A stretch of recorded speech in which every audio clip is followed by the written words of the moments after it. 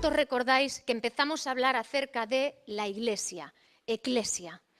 ¿Cómo surge la iglesia y cuál es el origen? Eclesia significa los llamados afuera. Aquellos que fueron llamados afuera. Recuerda que la iglesia comienza con nuestro Señor Jesucristo. Aquellos que se han convertido de corazón, aquellos que han sido transformados y han sido trastornados por la palabra de Dios y por el reino de Dios en su vida. De hecho, la palabra convertir, el verbo convertir, significa transformar algo. Algo que se transforma, y cuando yo vengo y me convierto al Señor, es una vida que se transforma, de tal forma que la Gema que era ayer, el día que yo conozco a Cristo y que el amor del Señor se revela en mi vida, yo a partir de ahí ya no vuelvo a ser la misma. Cuando Jesús estaba diciendo, no se pone paño nuevo en un vestido viejo, porque entonces lo nuevo tiraría de lo viejo. Y no se puede echar vino nuevo en un odre viejo, porque entonces el odre se rompe y el vino se derrama. Tanto el odre como el vino tienen que ser nuevos. Ahí está hablando el Señor Jesús, que yo no puedo comenzar a llevar una vida cristiana arrastrando todo mi pasado y arrastrando una vida vieja. Cuando yo vengo a Cristo, mi vida y todo mi corazón tiene que ser transformado y cambiado por el poder de Dios. Iglesia, yo vivía, seguía y servía a este mundo. Mi referente era la sociedad, el mundo. Mi referente eran grupos de música. Recuerdo en mi adolescencia que a mí siempre me gustó la música. Y mi referente eran grupos de música, eran cantantes. Cuando yo vengo a Cristo, mi referente no solamente musical, porque arriba en los cielos hay alabanza y adoración maravillosa y perfecta. Mi referente, mi modelo de vida, el espejo en el que yo me voy a mirar es Cristo. Por eso Dios nunca me va a fallar. Me puede fallar personas, me pueden fallar instituciones, puedo ver errores dentro de la iglesia porque somos personas. Pero sin embargo, cuando mi espejo y mi modelo de vida es Cristo, a mí no me va a fallar nadie. Cuando yo dependo del amor de Dios y no dependo del amor, no dependo del aplauso, no dependo del abrazo de los demás. Cuando yo he entendido que el amor de Cristo es tan fuerte en mi vida que yo tengo no solamente recibo, sino que además doy. Hay gente que dice, no, yo soy muy independiente, yo es que no necesito que nadie me quiera. Es más, yo prefiero guardar distancia con la gente. No, yo no necesito que nadie me quiera. La realidad es que todo el mundo necesita amor, como había un programa hace muchos años. Todo el mundo necesita amor. Pero ¿cuál es el amor que tú y yo estamos buscando? ¿En quién estás depositando tu confianza y tus fuerzas? Porque solamente el amor de Cristo es genuino y verdadero. Cuando tú te llenas del amor de Dios, tú tienes para dar. Y aunque no recibas, da igual, sigues teniendo el amor de Dios en tu vida, sigues prevaleciendo. El amor de Dios dice que cubre multitud de faltas. Y aun cuando la gente te falla, aun cuando hay personas que vienen a hacerte daño, cuando tú abrazas con el amor de Dios y el reino de Dios está contigo, se cambia el ambiente. Cambias toda dureza de corazón, cambias todo ambiente hostil. Así que cuando venimos a Cristo somos transformados por completo. Antes seguía y servía a una sociedad y a un mundo. Ahora sigo y sirvo a Jesucristo, lo más grande en toda mi vida. Dijimos que aquellos que componían una iglesia eran los discípulos. Y la palabra discípulo viene del griego y significa aprendiz, aprender. Y venía esta semana dándole vueltas todavía más a la palabra discípulo. Quería adentrarme en la palabra del Señor y poder entender y vivir más como una discípula del Señor Jesús. Solamente un discípulo puede ser enseñable. Solamente un discípulo es aquel que obedece. Y solamente un discípulo es aquel que desarrolla valentía en el reino de Dios y para con este mundo. Necesito, iglesia, ser enseñable, ser obediente y ser valiente en el reino de Dios. Porque Dios va a usar nuestras vidas para llevar adelante su reino. Dios va a usar mi vida para proyectarme en medio de esta sociedad, en medio de su casa. Con una vida vieja, con un corazón roto, con una vida destrozada, con pensamientos fuera de lugar, no le servimos a Dios. Pero con una vida llena de su Santo Espíritu, con el poder de Cristo morando en mi corazón, ¿sabes qué? El diablo tiembla. Y el diablo va a meter toda su artillería pesada. Y va a empezar a venir contra ti en pensamientos, en luchas, en dificultades, para que tú no levantes cabeza. Pero más fuerte es la lucha, más fuerte tiene que ser tu entrega al Señor. ¿Qué pasó al pueblo de Israel? Dice la Escritura que Dios endureció el corazón de Faraón. Que si Faraón no quería dejar al pueblo de Israel, con cada prueba, todavía el corazón del faraón se endurecía más. Pero era propósito de Dios, porque al fin y al cabo Dios iba a mostrar su gloria de una forma poderosa y sobrenatural sobre el pueblo de Israel. Así que yo no miro tanto cómo el diablo me está rugiendo sus dientes y me está enseñando sus dientes. Yo lo que tengo que hacer es postrarme delante del Señor como hemos cantado. Quiero postrarme, Señor, quiero escuchar tu voz, quiero conocerte más, porque conociéndote más a ti voy a ser más fuerte. Y la vida de un discípulo, la vida de alguien que aprende y que sigue a Cristo, es una vida de búsqueda y de transformación continua.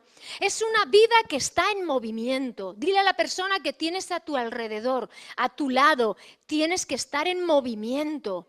Tienes que estar en movimiento. Tienes que estar en movimiento. En movimiento, pero en movimiento espiritual, iglesia. Mira. Puedo ver cómo Jesús escogió a sus discípulos. 12 discípulos, cada uno sumamente diferente, de un entorno completamente diferente. Pero algo que dijeron todos es que cuando Jesús le dijo, sígueme, lo dejaron todo y le siguieron. Mateo era un recaudador de impuestos y dice la Escritura que el Señor pasaba por delante de un lugar y estaba Mateo en la puerta, dice estaba en el banco de los tributos cobrando los impuestos y mirándole el Señor le dijo, sígueme, y al instante le siguió. Un publicano, un recaudador de impuestos era una de las peores profesiones en aquel tiempo, porque eran aquellos que eran nombrados por los romanos y tenían que ir recaudando impuestos. Es como cuando el presidente de la comunidad llama a tu puerta para que pagues la comunidad. Antiguamente se hacía así. Es como cuando viene Hacienda y te está reclamando que pagues tus impuestos. Pero un recaudador era la peor clase social que podía haber en aquel tiempo. Y eso era Mateo, pero Jesús salió a su encuentro.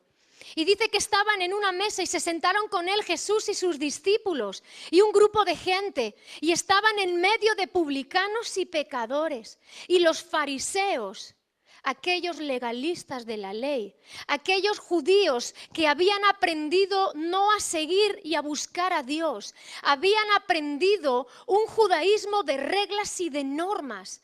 Como muchos entendemos el Evangelio, mucha gente está entendiendo el Evangelio como seguir normas. Y si yo sigo esas normas, Dios va a cumplir. Y el tema no es así, la cuestión no es así. Jesús dijo, yo no he venido a por aquellos que están sanos, yo he venido a curar a todos los enfermos.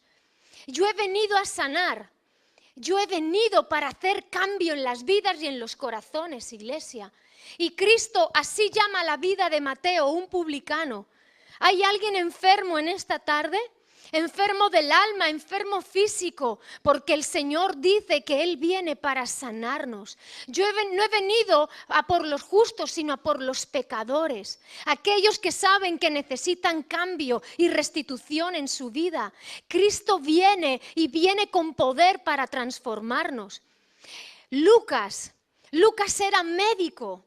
Y dice la Escritura, él escribió el tercer evangelio, Mateo, Marcos y Lucas. Y la perspectiva que da Lucas y la ayuda que hace Lucas en medio del evangelio fue extraordinaria.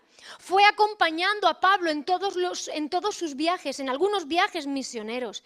Y aparte escribió ese tercer evangelio, y nadie como él para remarcar la infancia del Señor Jesús. Y nadie como él para remarcar los tiempos de oración que Jesús tenía. Es el evangelio donde más se habla del tiempo de oración de Jesús. Lucas nos presenta la visual de un Cristo humano, la parte humana de Jesús. Y él hizo una gran aportación para el reino de Dios. Pero luego viene Pedro que era pescador. Y cuando se encuentra con Jesús, ya en un capítulo anterior de Lucas se veía cómo sanó a su suegra. El Señor la sanó de una fiebre y dice que al instante fue sanada y que servía a todos los que estaban presentes. Pero Pedro estaba sencillamente atendiendo a su vida diaria. Estaba atendiendo a las redes y a la pesca. Fíjate, porque en el texto que vamos a leer, aquí se muestra cómo un discípulo tiene que dejarse enseñar, tiene que ser obediente y tiene que ser valiente. Ven conmigo al texto de Lucas 5.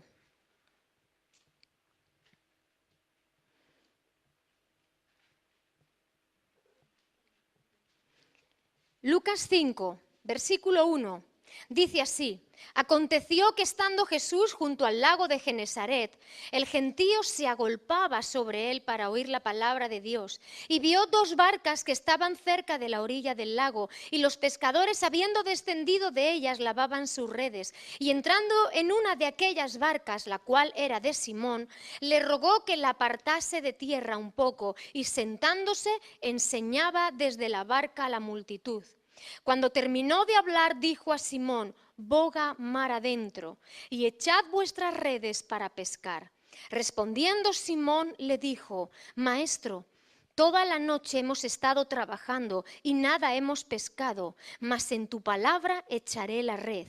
Y habiéndolo hecho, encerraron gran cantidad de peces y su red se rompía. Entonces hicieron señas a los compañeros que estaban en la otra barca para que viniesen a ayudarles, y vinieron y llenaron ambas barcas de tal manera que se hundían.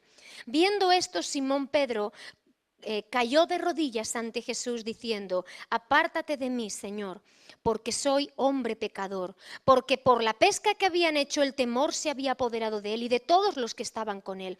Y asimismo de Jacobo y Juan, hijos de Zebedeo, que eran compañeros de Simón. Pero Jesús dijo a Simón: no temas, desde ahora serás pescador de hombres. Y cuando trajeron a tierra las barcas, dejándolo todo, le siguieron. Y el llamado de Pedro, primeramente, dicen que habían descendido y estaban lavando sus redes. Y Jesús, si algo hizo primordial y principal, fue enseñar. Y dice la Escritura que enseñaba a la multitud y enseñaba a sus discípulos. Todo discípulo, todo aquel que es un aprendiz y que aprende del Señor, se aprende ¿cómo? Cuando somos enseñados. Se aprende cuando escuchamos la palabra de Dios. Se aprende cuando tú y yo nos paramos a escuchar la voz de Dios en nuestras vidas a través de la palabra. Y dice la Escritura que les enseñaba. Y cuando terminó de hablar, le dice: Pedro, toma tus redes y boga mar adentro. Y Pedro: Señor, he estado toda la noche. Llevo toda la noche pescando, pero por tu palabra lo haré. Porque tú me lo has dicho. Número 1, primeramente, Jesucristo enseña. Número 2, tenemos que obedecer. Y tú y yo a veces nos cuesta obedecer al Señor. Porque no lo vemos lógico, porque tenemos nuestros propios argumentos. Pedro decía, si ya he pescado toda la noche, si eso que ya me has dicho ya lo he hecho, si yo llevo muchos años de cristiano. Y a veces argumentamos, no con Dios directamente, pero muchas veces con nuestros líderes, con el pastor, la pastora en este caso. Argumentamos, pero ¿por qué tengo que hacer lo que me dice esta persona? ¿Y por qué es tan necesario que yo tenga que venir a la iglesia? ¿Y por qué es necesario que yo tenga que asistir a las reuniones? ¿Y por qué? ¿Y por qué? Y el argumento de Pedro era, Señor, pero si he estado pescando toda la noche. Sin embargo, en ese momento él dice, mas por tu palabra lo voy a hacer. Cuando echaron las redes, iglesia, había tal cantidad de peces, fue tal la bendición que tuvieron que llamar a otros compañeros para que les ayudaran a sacar todos los peces. Cuando llegaron a tierra, Pedro lo único que pudo hacer es, apártate de mí, Señor, porque yo soy hombre pecador. Después de haber visto ese gran milagro, ¿pero por qué? Por causa de la obediencia. Mira, por más inverosímil que a ti te parezca, no cuestionemos a Dios, no cuestionemos su palabra. No cuestionemos cuando un líder y un verdadero pastor está guiando y está predicando y está enseñando al pueblo y está enseñando nuestras vidas y en su palabra queda reflejado. Obedece, porque bendición hay cuando tú y yo obedecemos a la palabra del Señor. Por más raro que nos parezca, por más inverosímil que nos parezca, aunque tú digas, es que eso ya lo he hecho.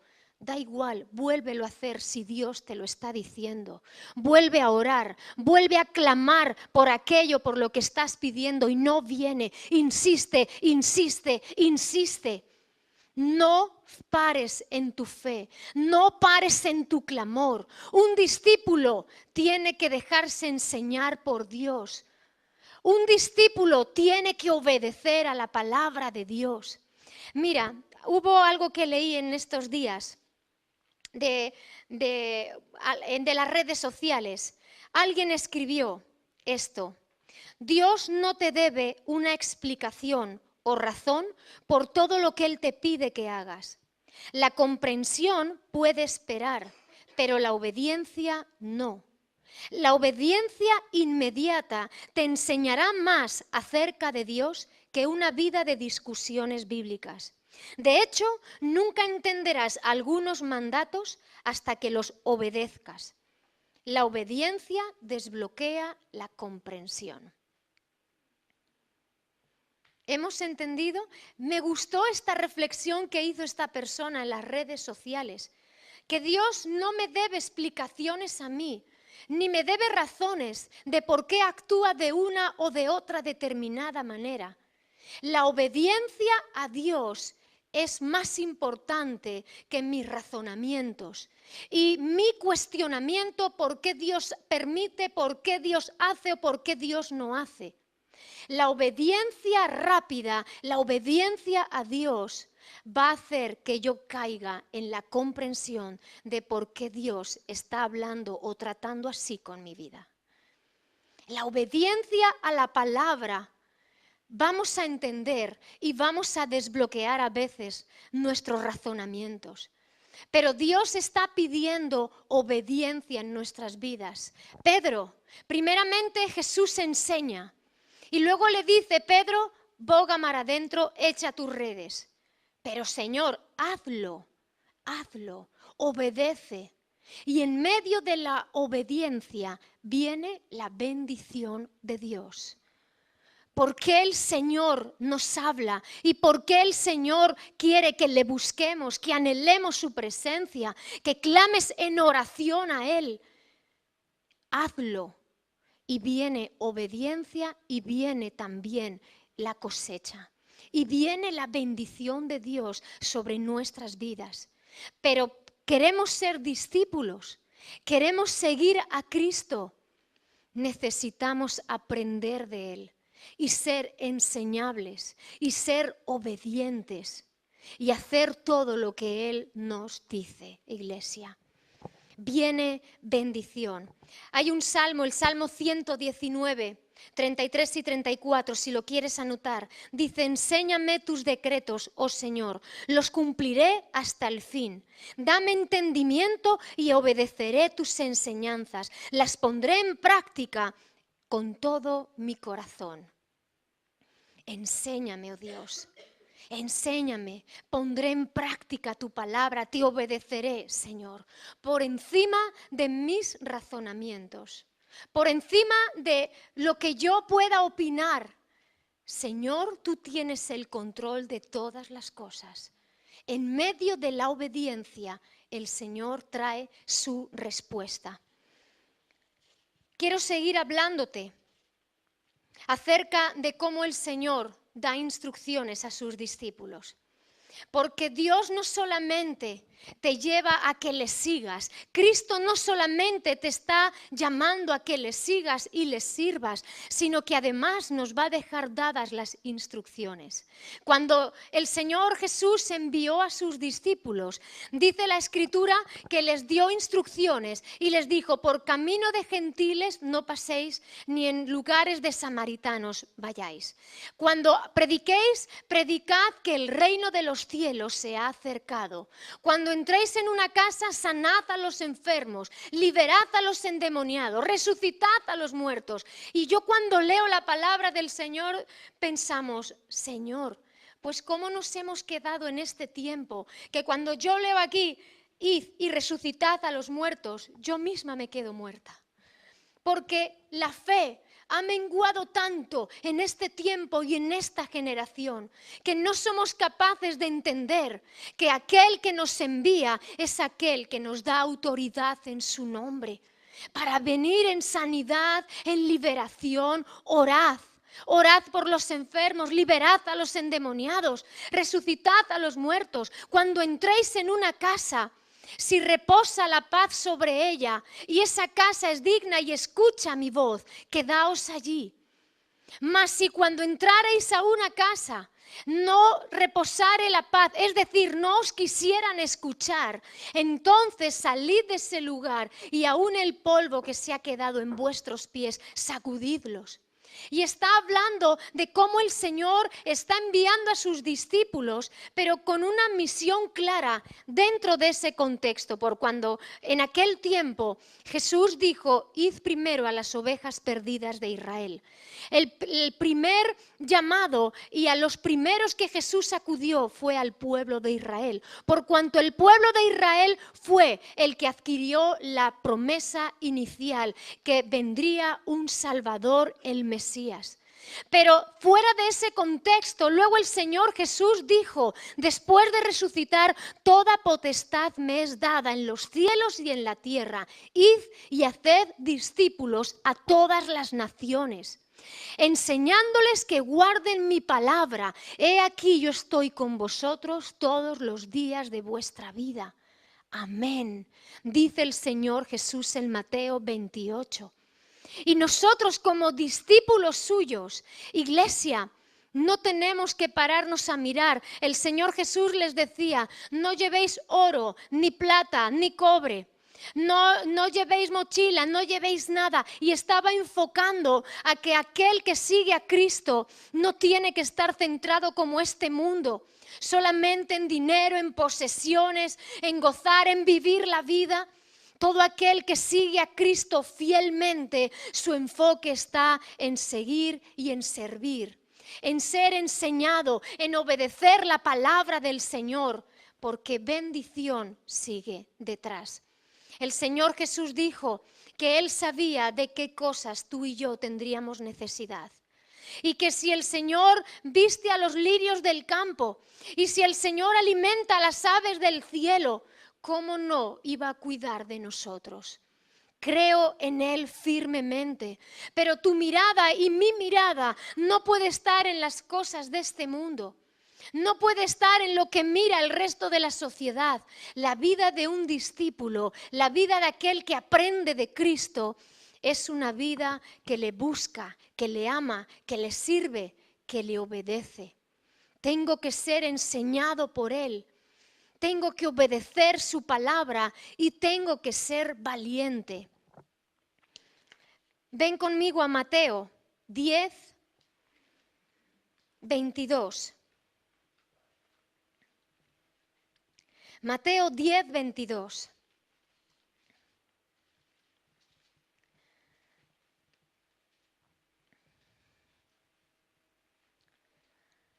Son diferentes los perfiles, porque la vida de alguien que sigue a Cristo, vas a tener momentos de todo. Y a veces uno va a pensar, pero Señor, ¿merece la pena lo que estoy pasando? El siervo no es mayor que su Señor. El discípulo no es mayor que su maestro. Si Cristo Jesús sufrió y padeció incomprensión, si Cristo Jesús fue rechazado, ¿qué esperamos? ¿Que a nosotros nos van a aplaudir, nos van a dar palmas?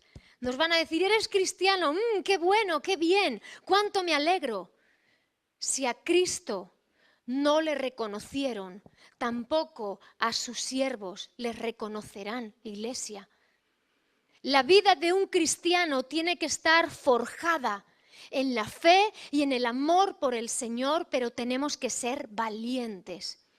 Mateo 10, 22 dice, y seréis aborrecidos de todos por causa de mi nombre, mas el que persevere hasta el fin será salvo. Dile a la persona que tienes a tu lado, persevera, persevera, persevera. Vais a ser aborrecidos por los hombres, pero el que persevere hasta el final va a ser salvo. Jesús dijo, los enemigos de un cristiano, los enemigos del hombre, son los de su propia casa. Se levantarán hijos contra los padres. No era contra la suegra, incluso parentalmente, con gente de tu propia sangre, te van a rechazar por cuanto tú has decidido seguir a Cristo y un camino verdadero. Pero iglesia, ¿acaso lo hemos ignorado? ¿Acaso no sabíamos que si a nuestro Señor Jesucristo le rechazaron? Jesús dijo, Juan dice, a los suyos vino y los suyos no le reconocieron, no le recibieron.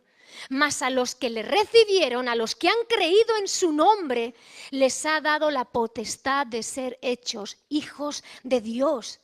Y no han nacido de sangre ni de voluntad de varón, sino del Espíritu Santo de Dios. Pero nos vamos a extrañar a estas alturas de que en un momento dado, incluso en nuestro propio hogar, podamos tener enfrentamiento con hijos, con familiares. Si en el propio mundo árabe, cuando hay un musulmán que se convierte al cristianismo, a ese hijo es repudiado, le quitan la herencia, le echan de la ciudad y buscan incluso matarle. Incluso hoy en nuestro tiempo, cuando tenemos familiares que no quieren seguir a Cristo, que tú has hablado, que ven en ti un ejemplo de vida, mas sin embargo han rechazado la verdad. Te vas a entristecer tú. Ellos son los que no siguen el camino verdadero. Y a ti y a mí lo único que nos queda es clamar al Señor, buscar su rostro, perseverar, porque el que persevere hasta el fin será salvo y verá la gloria de Dios, iglesia.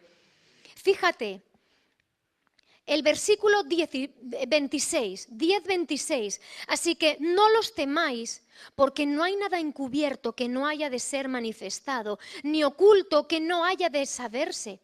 Lo que os digo en tinieblas, decidlo en la luz, y lo que oís al oído, proclamadlo desde las azoteas. No temáis a los que matan el cuerpo, mas el alma no pueden matar. Temed más bien a aquel que puede destruir el alma y el cuerpo en el infierno. Versículo 32. A cualquiera pues que me confiese delante de los hombres, yo también le confesaré delante de mi Padre que está en los cielos. Y a cualquiera que me niegue delante de los hombres, yo también le negaré delante de mi Padre que está en los cielos. Mira, iglesia, Lo que Dios te habla, no lo mantengas en silencio. Lo que tú estás percibiendo de Dios, háblalo. Lo que Él te cuenta al oído, públicalo desde las azoteas. Está hablando de un discípulo que no se arrepiente, que no tiene temor, que es valiente al confesar a Cristo en su vida. ¿Por qué voy a decir que mi bendición es fruto de la casualidad? Porque no lo es. Mi bendición es fruto de que Dios está conmigo y que guardar su palabra me ha afianzado en Él y me ha guiado y me ha traído bendición. Pero tengo que seguir fielmente. No me avergüenzo del Evangelio porque es poder de Dios para todo aquel que cree. Y toda la enseñanza que tú recibes, públicala, háblala. El discípulo no debe de estar callado. El discípulo tiene que, a su vez, hablar y predicar el Evangelio. El Señor me enseña, yo obedezco, pero también soy valiente para declarar el reino de Dios en mi vida. Soy valiente para no avergonzarme y soy valiente para saber que todo aquel que confiese el nombre del Señor, también Jesucristo confesará su nombre delante del Padre. Tal vez esa china que un día se lanza y parece que no da nada, y vuelves a tirar la china y parece que no pasa nada, pero a base de sembrar la semilla, de repente el corazón de alguien se despierte y diga: voy a ir a la iglesia a la Roca. ¿Por qué no, iglesia? Tengo que ser valiente. Como te digo en este área, te digo en muchas otras áreas. Puedes hablar a gente y a personas que aparentemente son muy serias y que tú dices: este jamás aceptaría que yo le hablara del Señor. Y gente que te escucha de todo, le hablas de Dios y te cierra rápidamente la conversación. Y gente que parece más seria, de repente comienzas a dejar una palabra de esperanza y es la gente más receptiva a la palabra del Señor. Iglesia, sé un discípulo en movimiento. Seamos discípulos en movimiento para el Señor. Él nos enseña con su palabra en la casa del Señor. Él me enseña, yo le obedezco y además vivo en valentía, porque yo sé que cuando Él me diga: Gema, boga mar adentro, yo estaré frotando mis manos diciendo: ¡ay, que viene una gran pesca! Y en cada área de nuestras vidas, obedece a la voz de Dios, obedécele pronto, ven al Señor, ven a sus caminos firmemente, déjate enseñar por Dios y por su palabra, aunque sea una china que se mete en tu zapato, porque a veces es incómodo. ¿Dios nos va a agradar siempre? ¿La palabra de Dios te gusta siempre? No siempre. Pero yo sé que si la obedezco tengo bendición en Él. Y yo sé que el día que me diga: boga mar adentro, yo estaré esperando en la gran pesca, en la pesca milagrosa para mi vida, para mi hogar, para mi familia, para mi iglesia, para mi nación. Yo no sé cómo es tu mirada, si tu mirada se reduce solamente a tu persona, a tu familia. Pero si tu mirada está abierta al corazón de Dios, el Salmo dice: pídeme y te daré por herencia las naciones. Las naciones. Pídeme y te daré por herencia las naciones. Y yo quiero extenderme para el Señor y en su reino. Quiero servir y quiero seguir, pero lo quiero hacer de verdad y en pura obediencia al Señor. El apóstol Pablo, y con esto concluyo, otro perfil de cómo debe ser un discípulo, dice: por nada hagáis por contienda o por vanagloria. Antes bien, estimando cada uno a los demás como a sí mismo. Nada hagamos por contienda ni por vanagloria. Cuando realmente servimos y somos discípulos del Señor Jesús, no entremos en contiendas, no entremos en vanidades, pues mira el talento que el Señor me ha dado. Yo canto. Vanidad de vanidades, todo es vanidad. Y cuando ponemos nuestra mirada en cómo Dios nos usa, perdemos nuestra perspectiva. El verdadero discípulo sabe que es un instrumento escogido por Dios. Sabe que es un instrumento a quien Dios toma, derrama de su gloria, hace su obra porque recuerda que el Señor Jesucristo estableció a su iglesia como instrumento para alcanzar toda la tierra. Así que mi vida es un instrumento en las manos del Señor. Nada hagáis por contienda o por vanagloria, sino antes bien estimad a vuestros hermanos como a vosotros mismos. Haya pues este mismo sentir como lo hubo en nuestro Señor Jesucristo, que siendo Dios no se estimó el ser igual a Dios, sino que tomó forma de siervo y humillándose se humilló a sí mismo hasta la muerte y muerte de cruz. Jesucristo siendo Dios se despojó de su deidad y dice que tomó forma de siervo. Él no vino para ser servido, sino para servir. El Señor Jesús le dijo a sus discípulos, ¿quiénes son más importantes, los que sirven o los que se sientan a una mesa? Los que se sientan a una mesa. Dice, pues si yo siendo el Señor os estoy sirviendo, ejemplo os estoy dando. Jesucristo siendo Dios y siendo Él el merecedor de que todos realmente le sirviéramos, cuando Él vino como hombre, Él me dejó un ejemplo extraordinario. Mi vida no sirve si yo no sirvo. Mi vida no sirve si yo no sirvo. Yo tengo que servir en amor en la casa del Señor. Yo tengo que servir en amor a mis hermanos, a mi familia, a mi hogar. Nada debo hacer por contienda ni por vanidad.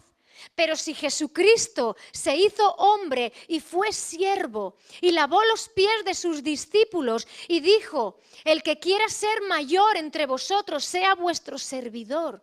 Si Cristo dejó enseñanza, tú y yo debemos también agarrar esa enseñanza, iglesia.